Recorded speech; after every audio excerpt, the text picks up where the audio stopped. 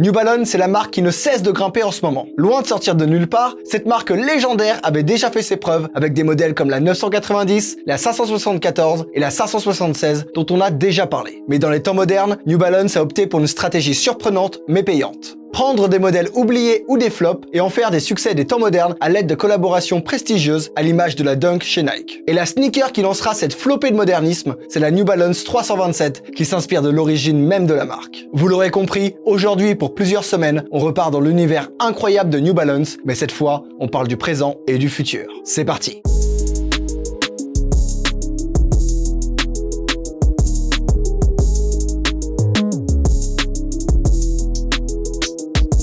La New Balance 327 s'inspire de l'origine même de la marque et de ses premiers modèles emblématiques. C'est pour cela qu'avant d'en parler, c'est l'heure de l'instant chiant. L'instant chiant. On parle histoire, hihi. En 1972, après 10 ans de bons et loyaux services, Eleanor et Paul Kidd cèdent New Balance à James S. Davis, un businessman américain de 28 ans qui veut vite faire fructifier l'affaire, mais qui compte bien continuer à prôner les valeurs de la marque en termes de qualité et d'innovation. Il engagera beaucoup plus de monde pour fabriquer beaucoup plus de paires, et il ne faudra que 3 ans pour rayonner dans le monde, puisque Tom Fleming remporte le marathon de New York avec la New Balance 320, qui laissera apparaître pour la première fois le fameux N de New Balance, qui deviendra l'emblème de la marque pour absolument tous les modèles. Élue chaussure de running de l'année par le magazine Runner's World, elle sortira pour le grand public en 1976, suivie de la 355 avec une semelle crantée que vous reconnaissez déjà, et de la Super Comp avec une tige très similaire à la 320. Fin de l'instant chiant. C'était l'instant chiant. Hihi, on s'est bien fait chier. Bon, maintenant que je vous ai raconté tout ça, connaissez-vous Dragon Ball Z? Oui, bien sûr que vous connaissez, mais quel est le rapport entre New Balance et Dragon Ball Z?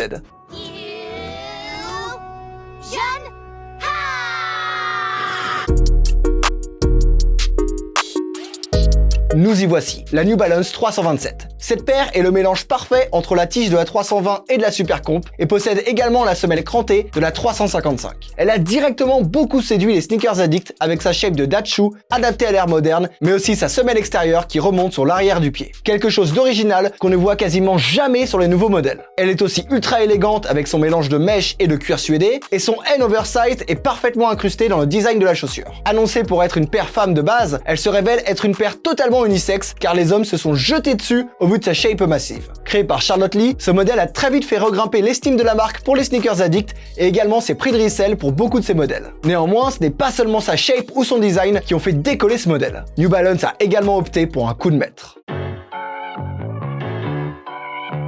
Bon, tout d'abord, c'est quoi Casablanca? Fondée en 2018 par Sharaf Tajer, un créateur de génie franco-marocain de 33 ans, c'est une marque de streetwear de luxe très exotique qui s'inspire des origines du designer tout en les mêlant au luxe parisien. Le designer décrit sa marque comme une ode aux étés de son enfance passés au Maroc. Mais ce designer est loin d'être un inconnu, puisqu'il avait déjà fondé la marque Pigalle en 2008, que vous devez connaître, avec Stéphane Ashpool. Cette marque a été portée par des stars comme Rihanna et A$AP Rocky. Il a également géré pendant 7 ans le club Le Pompon dans le 10e arrondissement. Et comme un signe du destin, c'est ici que notre légende Virgil Abloh a joué son premier DJ set. Mais revenons à Casablanca. Confortable tout en restant chic, cette marque n'a pas tout de suite décollé, jusqu'à un défilé organisé en janvier 2020. Un mannequin s'avance sur la scène avec une paire de New Balance 327 totalement inédite et atypique. Le monde avait les yeux rivés sur cette paire qui a tout de suite séduit le monde de la mode. Kendall Jenner, Katie Holmes, Jamie Chung, de nombreuses stars ont porté ce modèle avant que celui-ci ne sorte enfin pour le grand public en avril 2020. La paire s'inspire du côté tennis club qu'a voulu donner Sharaf Tajer à sa marque, mais aussi du Maroc avec des motifs qui nous font directement penser aux origines du designer. Avec ses tons blancs, verts et orange, ces deux premiers coloris ont été propulsés du jour au lendemain sous le feu des projecteurs. Et le prix resell a décollé avec, pouvant voir son prix tripler pour ses premiers modèles. Et rappelez-vous qu'on parle de New Balance, une marque qui jusqu'en 2020 avait quasiment totalement quitté le marché du resell à l'instar de Yeezy ou Nike. C'est phénoménal. Mais ce qu'on peut se demander, c'est est-ce qu'elle va durer dans le temps ?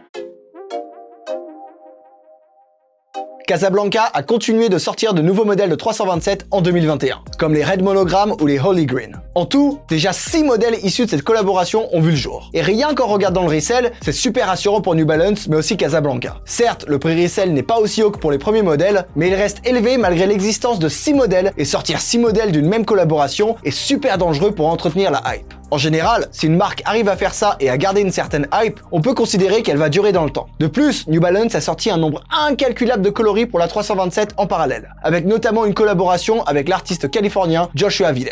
Et certains ont beaucoup marché, sans l'aide de collaboration, comme la Blue Yellow ou la Dark Blaze. Je veux pas dire, mais ça sent très bon pour ce modèle. À ça s'ajoute la hype même de la marque en ce moment, qui séduit l'ancienne et la nouvelle génération. Mais si je vous disais que la 327 n'était que le prémisse de l'explosion de New Balance, patience, on n'est qu'au début d'un nouveau départ et peut-être d'une future légende. Mais nous verrons ça une prochaine fois.